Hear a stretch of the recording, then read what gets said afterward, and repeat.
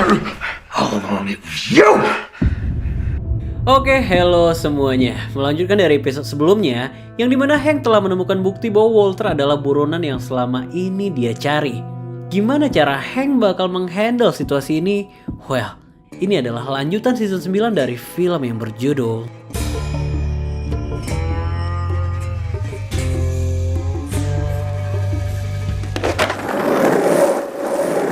Di awal episode 9 ini kita kembali dibawa maju ke beberapa waktu ke depan. Terlihat di sini kalau rumah Walter telah hancur berantakan nih teman-teman. Dan ini bertepatan dengan datangnya Walter ke sana. Pagar dengan peringatan dilarang masuk telah terpasang di setiap sudut rumah. Terlihat di sini kalau rumahnya telah dirusak oleh orang-orang nggak diketahui. Kolam renang belakang digunakan oleh anak-anak komplek untuk bermain skate. Tapi satu hal yang masih dia simpan di dalam rumah itu adalah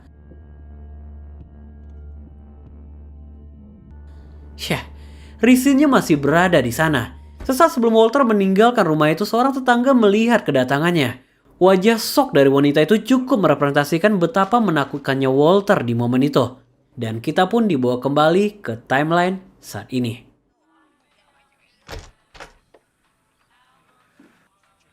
Wajah shock masih terlihat jelas saat Hank keluar dari kamar mandi itu. Penemuan ini seperti dunia terbalik baginya. Bagaimana mungkin orang terdekatnya adalah monster yang selama ini dia cari? Saat kembali ke meja makan, Hank udah terlihat 100% berbeda nih teman-teman. Dia memutuskan untuk pulang lebih awal. Di sepanjang perjalanan tubuhnya bergetar, air matanya menetes, hingga dia berakhir kehilangan fokus dan menabrak rumah orang. Hank! Call an ambulance! Call an ambulance! 3 hours in emergency room, all for nothing. Hank sempat dirawat selama beberapa jam hingga Hank memutuskan untuk pulang lebih awal. Satu hal yang Hank ingin pastikan bahwa Mary nggak boleh menceritakan hal ini pada Skylar, setidaknya untuk saat ini. Langsung saat itu juga Hank membuka berkas gel bodyguard. Dia mencocokkan setiap tulisan dari kedua kertas itu. Semuanya dilihat benar-benar detail di sini. Berkali-kali dia mencocokkan setiap huruf itu, tapi setiap kali dia melakukannya, huruf itu terus membawanya pada fakta yang dia takutkan. Di waktu yang sama, Walter telah kembali aktif di car wash. Untuk memulai cerita sebagai pemilik car wash sukses, mereka tentu harus membuka cabang. Ternyata Skylar juga telah memikirkan hal ini dan dia telah mengincar sebuah tempat yang cocok untuk cabang baru mereka. Tapi nggak lama setelah itu, Lydia tiba-tiba datang mencari Walter. Maksud kedatangannya adalah untuk membahas masalah produk yang mengalami penurunan hingga 68%. Ya, ternyata produksi masih aktif nih teman-teman. Dan kita tentu tahu siapa yang menjalankannya. Tapi Walter sama sekali nggak mengajukan Lydia di sini. Dia bersikap formal layaknya berbicara pada customer pada umumnya. Skylar ternyata telah mencurigai customer ini sejak awal. Karena dia mencuci mobil rentalan. Hingga Walter mengatakan bahwa dia adalah mantan rekan bisnisnya. Dia mengajak Walter untuk kembali masuk. Tapi Walter menolaknya. Mendengar hal ini, Sky langsung mendatangi dan mengusir paksa wanita itu. Go.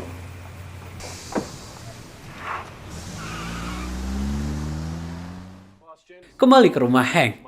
Merasa belum cukup puas dengan fakta yang dia temukan, Hank meminta anggotanya untuk membawa semua berkas yang berkaitan dengan gel ke rumahnya. Semua kembali diperiksa dari awal, hingga Hank menemukan sebuah lukisan gambar yang sangat mendekati wajah Walter. Heisenberg. Di waktu yang sama, Jesse mendatangi Saul dengan membawa 2 tas besar berisikan uang. Dia meminta Saul memberikan 2,5 juta pada cucu Mike dan 2,5 juta lagi untuk orang tua bocah yang terbunuh tempo hari. Pernyataan ini jelas menimbulkan banyak pertanyaan bagi Saul. Saul di sini berusaha untuk mengembalikan pikiran Jesse, tapi Jesse nggak butuh nasihat apapun. Karena apabila Saul nggak bersedia melakukannya, Jesse yang akan melakukannya sendiri. Mengirim jutaan dolar pada keluarga Mike dan bocah itu tentu akan membuat masalah baru, karena polisi dan bank pasti akan mempertanyakannya. Maka dari itu, Saul memutuskan untuk memberitahu Walter terlebih dahulu. Langsung detik itu juga, Walter bergegas mendatangi rumah Jesse. Dia meminta Jesse menjelaskan untuk apa semua ini. Sesuai perkataan Walter, Jesse nggak berhak mendapatkan uang kotor itu, tapi korban mereka lebih membutuhkannya. Kelly membutuhkan orang untuk menjaganya karena Mike dipastikan nggak akan kembali. Walter yang memahami arah percakapan ini mencoba meluruskan dengan bilang kalau Mike baik-baik aja dan dia pasti akan mengurus cucunya. Tapi Jesse nggak yakin dengan perkataan itu. Karena secara logis, apabila Mike masih hidup dan mengetahui anak buahnya dibunuh, Walter nggak akan bisa setenang ini. So yeah, berkali-kali Walter mencoba meyakinkan Jesse di sini. Tapi kali ini Jesse nggak lagi membantah omongannya. Kelihatan kalau dia tuh udah capek banget dengan semua ini. Tapi dari air mata yang mengalir di wajahnya jelas Jesse nggak mempercayai perkataan Walter. Wah, nggak berasa ya kalau satu persatu dari orang yang Jesse sayangi menghilang dari kehidupannya. Scene pun berpindah pada malam harinya. Saat berada di kamar mandi, Walter segera menyadari bahwa bukunya telah menghilang. Ini diikuti dengan kabar Hank yang tiba-tiba sakit setelah makan-makan di hari itu. Walter yang merasakan kejanggalan mencoba memeriksa sekeliling mobilnya hingga dia menemukan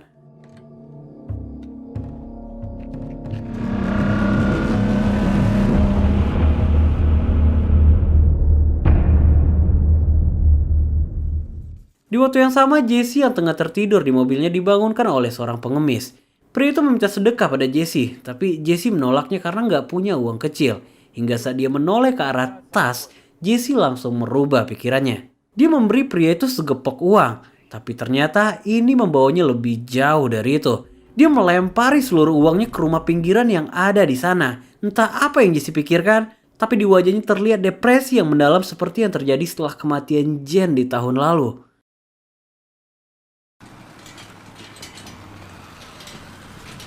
Di keesokan paginya Walter mendatangi Hank ke rumahnya. Ya, di sini Walter tampak memastikan apakah Hank benar-benar sakit sesuai perkataan Skylar. Tapi tampaknya Walter segera menyadari bahwa hal itu nggak benar-benar terjadi nih teman-teman. Satu langkah sebelum Walter meninggalkan Hank, dia berbalik arah dan menanyakan tentang GPS yang dia temukan di mobilnya. Device yang sama dengan yang digunakan oleh Hank saat melacak Gustavo dulu. Tanpa menjawabnya, Hank langsung menutup pintu garasi rumahnya. Wall sempat bilang kalau dia terintimidasi dengan cara Hank menatapnya saat ini. Tapi apa yang dilakukan Hank? All along it was you! Hank langsung to the point bahwa Walter adalah sosok di balik Hansenberg yang dia cari selama ini. Hank di sini benar-benar menyeramkan. Semua makian dan kata-kata kasar keluar dari mulutnya. Teka-tekinya selama ini telah terbuka. Dimulai dari peristiwa peledakan Gustavo, panggilan palsu tentang kecelakaan Mary, hingga terbunuhnya 10 orang saksi agar Hank kehilangan petunjuk. Kini Hank bersumpah akan memenjarakannya. Walter di sini masih defensif nih teman-teman. Dia meminta Hank untuk tenang dan berhenti melakukan tuduhan yang gak beralasan karena hanya akan menghancurkan keluarga mereka. You and I both know I would never see the inside of a jail cell. Sekuat apapun Hank berusaha meyakinkan semua orang, Walter memastikan bahwa dia nggak akan bisa dipenjarakan. Hank nggak akan mendapatkan bukti apapun, karena Walter hanyalah pria sekarat yang tengah berusaha menjalankan bisnis. Tapi tampaknya, kata-kata manipulatif Walter seperti nggak berlaku pada Hank. Kini, Hank meminta agar anak-anak kembali dibawa ke rumahnya. Tapi apa jawaban Walter? That is not going to happen.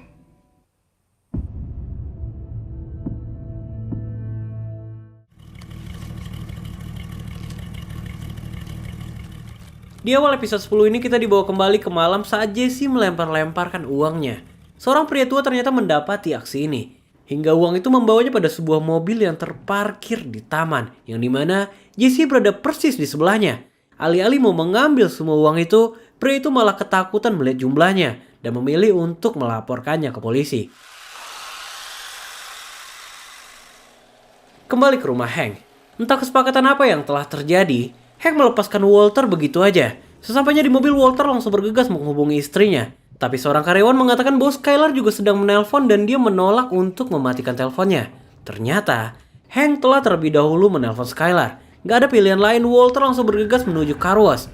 Tapi begitu sampai di sana, Skylar gak lagi berada di kantor. Belum diketahui apa yang Walter cemaskan dari semua ini. Ternyata, Skylar diam-diam melakukan pertemuan dengan Hank.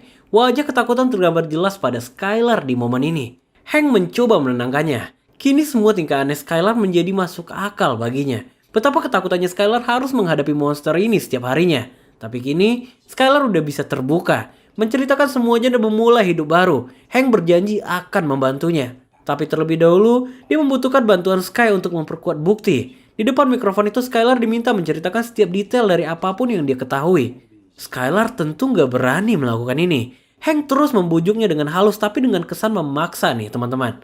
Skylar yang merasa terpojok meminta didampingi pengacara untuk hal ini. Tapi tentu Hank gak membenarkan langkah ini. Karena semuanya akan menjadi rumit apabila orang ketiga dilibatkan. Hank yang mulai agresif akhirnya membuat Skylar ketakutan. Am I under arrest? Am I under arrest?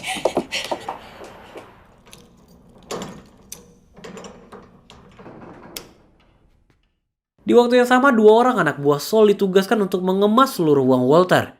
Mereka sempat terpikir untuk ngebawa kabur semua uang itu, karena siapa yang gak akan tergoda dengan uang sebanyak itu.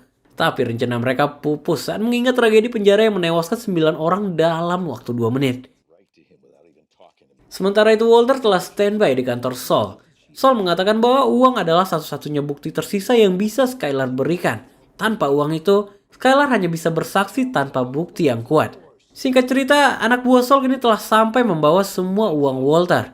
Anak buah Saul sempat menawarkan bantuan di sini karena barel-barel itu cukup berat untuk dipindahkan. Tapi Walter menolaknya dan memutuskan untuk pergi seorang diri menggunakan van itu. Ternyata, Walter ngebawa uangnya ke sebuah padang gurun nih teman-teman. Bermodalkan sebuah cangkul, Walter pun mulai menggali.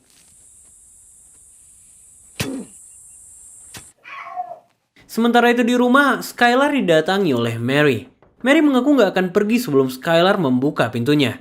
Hingga akhirnya, Sky mengizinkan Mary masuk tapi tidak untuk Hank. Kedatangan Mary adalah untuk meminta penjelasan atas semua ini, karena dia mengaku gak bisa menerima kabar ini. Di sini, Skylar hanya bisa menangis tanpa mengatakan sepatah kata pun nih teman-teman. Begitu mengetahui kalau Skylar telah terlibat sejak penembakan Hank ini membuat Mary marah. Kelembutannya seketika berubah menjadi ancaman. Dia memastikan bahwa Skylar gak akan bisa menghentikan Hank menangkap suaminya. Mary pun segera pergi sambil ngebawa Holly. Ini ngebuat Skylar histeris. Holly menangis ketakutan sedangkan Mary menolak untuk memberikan bayi itu pada Sky. Mary di sini benar-benar menjengkelkan nih teman-teman. Marie, put her down. Give me my baby! Marie! Now! Give her back.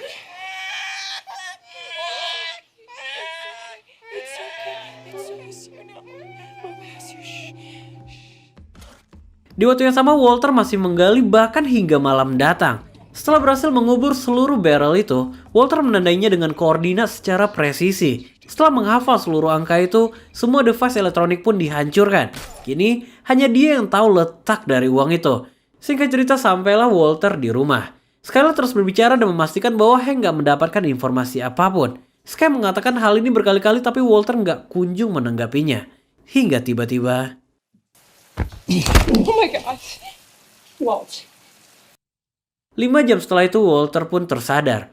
Walter mengaku akan menyerahkan diri ke polisi tapi dengan satu hal. Skylar harus menyimpan uang itu dan menggunakannya untuk anak-anak mereka. Karena apabila Skylar menolak, semuanya akan sia-sia. Bagaimanapun, Walter gak bisa menyerahkan diri tanpa menyerahkan uangnya. Jadi menurut Skylar, langkah terbaik yang bisa mereka lakukan adalah tetap diam dan bermain aman.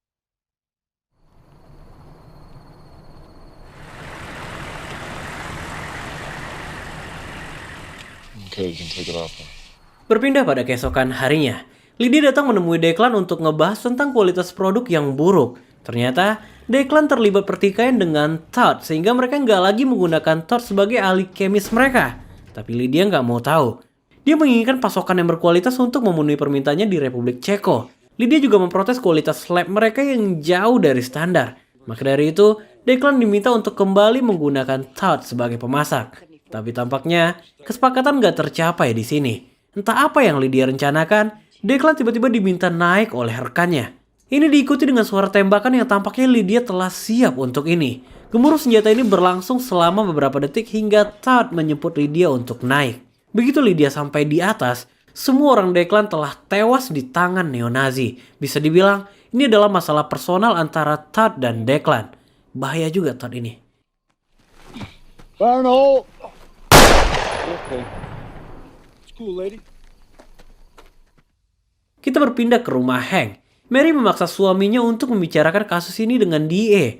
Hingga Hank menegaskan apabila dia menyebut nama Walter, detik itu juga dia akan langsung menjadi warga sipil. Karena Dewan akan mempertanyakan, gimana bisa Hank memiliki ipar seorang pembuat sabu? Jadi pengakuan semacam itu hanya akan menghancurkan reputasinya dalam seketika. Sekarang yang mereka butuhkan adalah bukti, bukan dugaan. Berpindah pada keesokan harinya, Steve mengabarkan Hank bahwa polisi berhasil mengamankan Jesse. Depresi membuatnya membagi-bagikan jutaan dolar secara cuma-cuma. Hank langsung melihat peluang di sini. Detik itu juga dia langsung mendatangi Jesse yang tengah diwawancara. Wah, situasi ini agak bahaya sebenarnya. Karena di momen-momen begini, sikap Jesse sulit banget buat diprediksi. Dan akankah Hank berhasil memanfaatkan momen ini? Well, Gua Rev, dan kita bakal ketemu lagi di video selanjutnya. Bye-bye.